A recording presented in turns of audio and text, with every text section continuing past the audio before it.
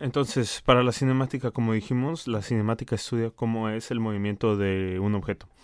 Y para poder estudiar el movimiento de un objeto necesitamos introducir ciertos conceptos relacionados con el movimiento. Uno de esos conceptos es la posición. La posición es uno de los conceptos más importantes. La posición de un objeto nos indica dónde se encuentra un objeto, pero con respecto siempre de algún punto de referencia, respecto de algún origen, dentro de algún sistema de coordenadas. Por ejemplo, supongamos que alguien nos dice que la casa de Pablo se encuentra a 300 metros. Con esta información que nos dan aquí, nosotros no podríamos localizar dónde se encuentra exactamente la casa de Pablo. Solamente nos están diciendo que se encuentra a 300 metros, pero no nos está diciendo respecto de qué punto de referencia. Entonces, solamente decirnos una medida de una distancia no es suficiente para localizar un objeto. Necesitamos siempre un punto desde el cual poder medir esas distancias, un punto de origen o un punto de referencia. Si por ejemplo nos dijeran se encuentra a 300 metros al norte del supermercado, ya tendríamos una posibilidad de poder localizar esa casa si supiéramos dónde está el supermercado. Asumiendo que nosotros sabemos dónde está el supermercado del cual nos están hablando y nos dicen que la casa está a 300 metros al norte, entonces ya podemos localizarlo. Si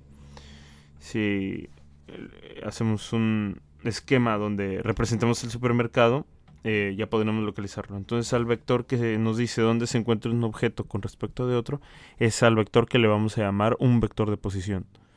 Como vemos, entonces nosotros necesitamos una dirección para poder localizar un objeto, además de la distancia que nos dicen. Necesitamos dos cantidades.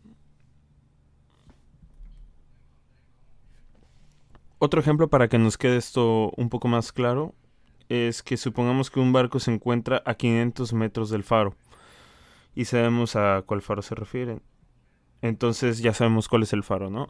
Tenemos en el esquema el faro, entonces ¿cómo podríamos dibujar dónde se encuentra el barco? Si solo sabemos que se encuentra a 500 metros, pero no sabemos en qué dirección. Pueden ser 500 metros hacia arriba, hacia abajo, hacia la izquierda o en cualquier dirección.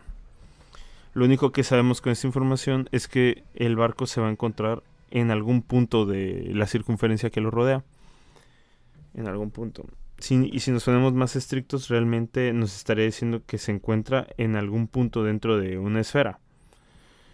Pero por sentido común, porque el barco no puede estar debajo de la tierra flotando sobre el aire, pues digamos que va a estar sobre un plano. Así que se va a encontrar en 500 metros en algún punto de la circunferencia. Nos tendrán que dar un poco más de información. Así que si nos dicen que se encuentra en la dirección norte a 60 grados este, entonces ya podríamos localizar el barco. Tendríamos que introducir nuestro sistema de coordenadas. Serían los puntos cardinales, norte, oeste, sur y este. Y una vez que ya los introdujimos, poniendo el origen desde el faro, ya podemos localizar el barco. Dice que es una dirección norte, 60 grados este.